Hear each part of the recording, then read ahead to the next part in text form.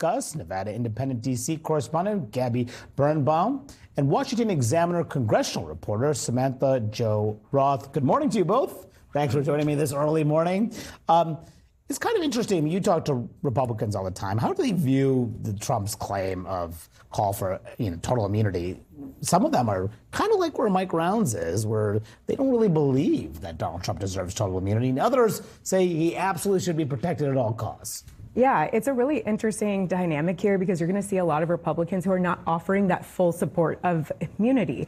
And that is so much unlike a lot of the other topics we see where they full-throatedly, support the former president and all of his pursuits. But you'll just hear across the board, some of them believe not full immunity, but, that they should be held accountable.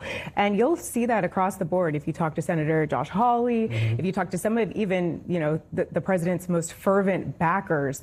And that's an interesting dynamic to see, especially, on Capitol Hill when you talk to Republicans. And would just some viewers remind them about how Trump has talked about it. This is from January, early, about him talking about immunity and why he believes he should be protected at all costs. You have to have a guaranteed immunity for a president. Otherwise, a president's not going to be able to function. They're not going to move. Harry Truman would not have done Hiroshima, Nagasaki. You have to allow a president to do his job. They'll make decisions. I suspect this is going to be a topic of the debate next week, too. I would think so, yeah. What do you make of just Trump's argument here? I mean, he's basically saying, his team in court is saying that unless he's impeached and then convicted by the Senate, then that's when he can be prosecuted, not before that. What'll be interesting to me, I think, is whether Biden sort of presses this at the debate, because I think the Biden campaign has been trying to, especially after he was found guilty in the case in New York, which is entirely separate, but trying to really hammer home the contrast between Biden and Trump, especially, saying Trump is a criminal. And so I think with something that's undecided like this, but something that's key to Biden's appeal, which is this defense of democracy, wanting voters to be reminded of January 6th and Trump's role in it, I'll be really curious to see if Biden sort of presses that point, particularly if, as you're saying, if we see more delays with the trial, depending on what the Supreme Court says, there's a lot still up in the air about it. What do you think, how do Democrats view how Biden has taken advantage or not taken advantage of the fact that Donald Trump was convicted on 34 felonies? You've heard some of that get into the messaging of Biden. There was this new campaign ad this week attacking Trump over the convictions. Do Democrats believe that he has effectively used this as a political weapon against Trump?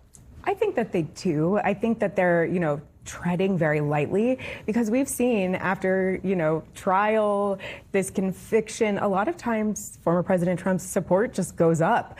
So this is something that they're treading very lightly over. But, when you talk to Democrats, they acknowledge this is such a big moment for the current president. This is his moment to prove that he can, do this another 4 years. And he has more on the line, technically, really, than former President Trump. So they recognize this is going to be a big moment. And as Gabby said, obviously he's going to bring some of this up in the debate. Yeah, the debate next week, we learned yesterday that Donald Trump is going to get the final word.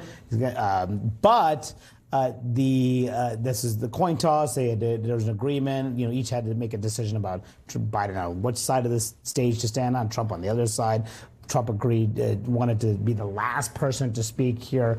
But for Trump, the interesting thing will be that the muting of the mics, right? Like when you're not speaking, your mic is muted. That was not the case back in 2020. And that, in some ways, was one of Donald Trump's worst moments in the debate. Maybe perhaps the muting of the mics could help him this time. I think it depends, right? We've seen Biden and Trump debate before, right? This is the thing with this presidential election. Nothing is necessarily new on the table here. So I hope and I think people will tune into the debate to see what is the vision for a second term. I think it'll be easier perhaps for Biden to present that without Trump interrupting constantly. On mic anyway. But a lot of his most incendiary comments will come, particularly in debates, sort of off the cuff as he's hearing and responding to other people. And so I wonder if it's beneficial for him, for Biden, and for us as viewers for not having to see that back and forth. I want to ask you, Gabby, about some reporting that you have here about Nevada Democrats suing to kick RFK Jr. off presidential ballot over party affiliations. You write, the Nevada Democratic Party is leading this effort to keep RFK Jr. from appearing on Nevada's presidential ballot. They're alleging in a lawsuit that is expected to be filed on Thursday in state court that Kennedy's affiliation with other political parties violates Nevada's legal requirements for independent candidates. So this could be a model for removing Kennedy from odd ballots in states with similar laws. Given what are you hearing about the concern? Kennedy is not in the debate next week, but obviously there's a concern among Democrats that he could peel votes away from Biden.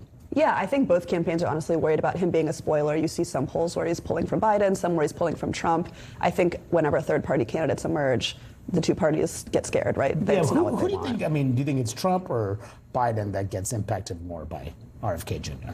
That's a good question. I think potentially it could be, former President Trump.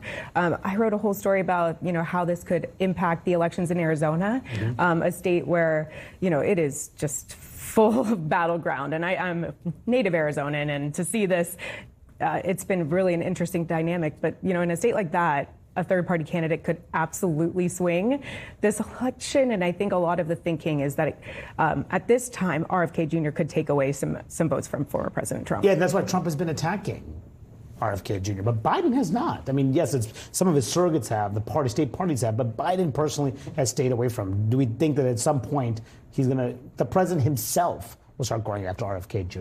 I think he might not need to. If they can limit his ballot access, which in Nevada Democrats are suing to do, and he's also not helped himself. He misspelled United States on a document. He had to resubmit it. That's, the campaign. Complicated word to spell. Right, so really tough. They brought in less money than they made in the month of May. Their cash on hand is more like a Senate campaign at this point than a presidential. I think he's running into the wall that a lot of third-party candidates, hit at this point in the election cycle. And so for Biden, I think if, his surrogates, if the DNC, if state parties, if some of the people he's brought in to deal with this third-party threat can effectively get rid of it, he himself might not have to address it. And he doesn't have much money maybe raised, but his running mate has a lot of money. Maybe that will help neutralize things. All right, Gabby Birnbaum and Samantha-Jo, thank you both for joining me this morning. Really appreciate it. Thank you. All right.